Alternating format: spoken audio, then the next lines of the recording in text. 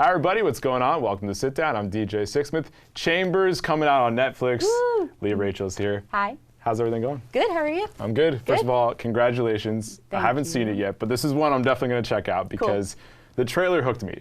And it's a different kind of story from what it seems. And we were just talking off camera. It's people that have done the entertainment thing for a long time. It's first timers who have never done it. So first of all, just walk me through the whole process and how you got the show to Netflix and what was it like creating this whole thing? Yeah, well, it was just as weird creating it as it was making it, which is representative, I think, in what you see. I started writing it because I was intrigued by two things that kind of smashed together and became Chambers. Was I'm wanting to tell a story of just young female identity and fighting to retain your own identity. Which I think when you're growing up, there's this kind of dark coming of age element to this story too. The world's constantly trying to tell you who you are, box you in, and if you don't fit in a box, they get scared. They can't deal with it. So that element, and then I have to write about what I'm constantly dealing with in my head. So I've been raised Jewish, but have never really adhered to any religion, but I'm always kind of searching, and I believe there's something out there, but I don't know what, and what happens after you die, where does the soul go? What am I doing? What is this life for? All this kind of shit. And the show's really spiritual. And just as much as it's scary, it's spiritual. And I think that those two things, the line is very thin between them. All that, and then being really creeped out on a trip to Sedona. And, that's a hook right there. Yeah, well, I stayed at this energy healing retreat there. Oh, wow. Kind of to do research for it, but I found that, and Sedona is beautiful, right? Like there's vortexes everywhere, it's awesome. The atmosphere is so cool. But I felt like everybody there was either like a cult leader or a serial killer. Nobody's in between? Nobody's in between, and they could like go either way. But it was just this town full of really aggressive searchers. Which there's nothing wrong with that. The show, it's cool, but there was something weird about it. Like, what are we tapping into here that we don't know enough about? Well, that's really interesting because you hit on this whole big thing of searching for your identity. And so your show goes into somebody has to die in order for somebody to have to live, but it's not even your own identity. So how did you go about that? How did you use stories from other people? And why was that something that was so interesting to you? I think being a teenage girl was hard enough. So being two teenage girls, it's got to be really, really hard.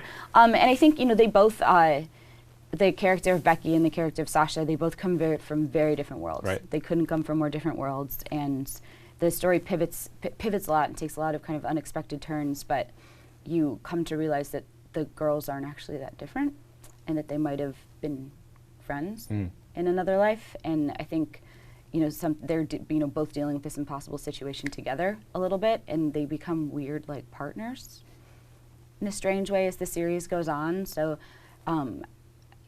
it's kind of starts as something that's separating, but they end up kind of being united, which I think is interesting, and they're the heroes ultimately. Yeah, no doubt. So what would the high school version of you have thought of this show? I think I would have liked it. Yeah, I think I would have liked it. I think if I tried to write a story of this or give it to my high school drama teacher, he'd probably be like, bitch, you're nuts. But, but like, Netflix didn't do that. Crazy. Well, Netflix went, bitch, you're nuts, but also we're making the show, which is really cool. But yeah, we pitched I wrote the pilot script and had a series bible, kind of just a loose outline of where the show would go. Character arcs, and pitched it with my producers everywhere, and Netflix came in and said, we want you to make the show you want to make. And That's I said, awesome. This is a weird show. And they said, yes. Well, this is a conversation I love to have with people because we live in this amazing age where people are making stuff like your show that wasn't being made previously. And you're a great example of that. So it's part Netflix taking a risk on you, but it's also you being empowered to write this show. So when did you realize that not only you could write this, but that people would actually be interested in it now as opposed to a couple years ago?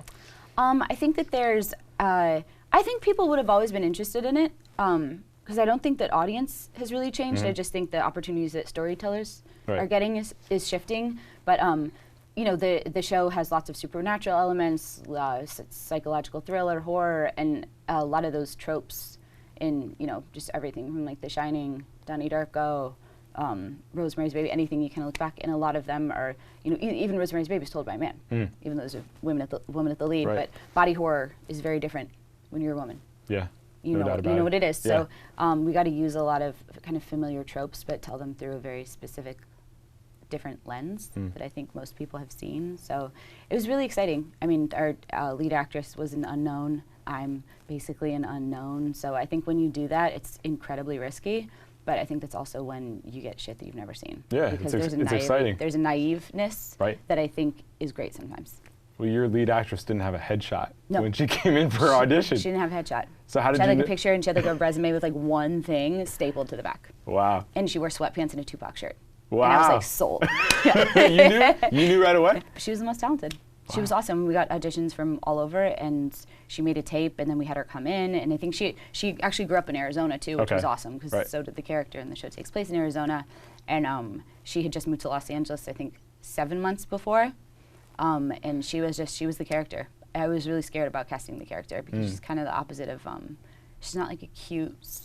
She's sweet, but she's been through a lot of shit. Right. And Sivan was the best for the role. And she also has like lots of similarities with the character and could tap into something, and we wanted like a really raw, natural energy for that female. Yeah, and also a Native American woman going through this experience, which I think is fascinating. We were just talking off camera, like seeing different people in leading roles will really help the next generation. So was that part of the decision as well? Yeah, and it was sort of, you know, the decision for the character to be, and she's half Native American, was honestly because it sounds strange, but it was more of a why not? Yeah. You know, it didn't have to be a Native American story. That's not my story to tell, obviously. It's a human story, and she's a teenage girl who happens to be half Native American. And I think not putting the focus on a character being their culture, having to be their culture, is just humanizing, makes people kind of see, you know, they're just not running around in a headdress on a horse. And that goes that goes back to identity too. Is that people will pigeonhole certain people based on gender, based on background, based anything on they can. Anything, right? Because it's easier that way, but there's so much more depth to people. Yeah. And it's like, okay, so you're a relative unknown in the industry, but it's like you know the classics. You mentioned these movies, you have your great writing background. It's like you just need the opportunity and people to just see past that. Yeah. So I think it's awesome that all this came together and people just didn't focus on who you were previously or what you've been, you know? Yeah, it's a great thing. It was really exciting. I still can't believe they went for it. Definitely. Yeah. So you mentioned the fact that you hadn't done a ton. Uma Thurman obviously has done a bunch of things in the past. Quite a few, yeah. So how did she get hooked to the project, and what was it like working with her on a daily basis? She, we had a casting director, Alexa Fogel, she's out of New York. I kind of want to cast out of New York because I like New York actors. Why's that? They're a little bit grittier. I don't like theater. I like, there's a little, I think they look a little different. I know that sounds crazy, just a little rougher. Interesting. Which I love. Yeah. And we didn't want a sheen on the show at all. So we were casting the character of Nancy, who's very, very, very specific, and we wanted somebody who's just going to do an amazing dramatic performance, you know, and not play it to a genre and just play it completely straight. A mother that's going through a completely impossible situation. And she put Uma Thurman on the top of the list for the character of Nancy, and I think when I saw it, I laughed out loud. Really? Yeah, I think I was like, okay. So anyway, and I said, is this serious? And she said, she wants to meet. She read the script. She wants to meet. So I flew out to New York. And I met with her with Alfonso Gomez-Rejon, our director and executive producer.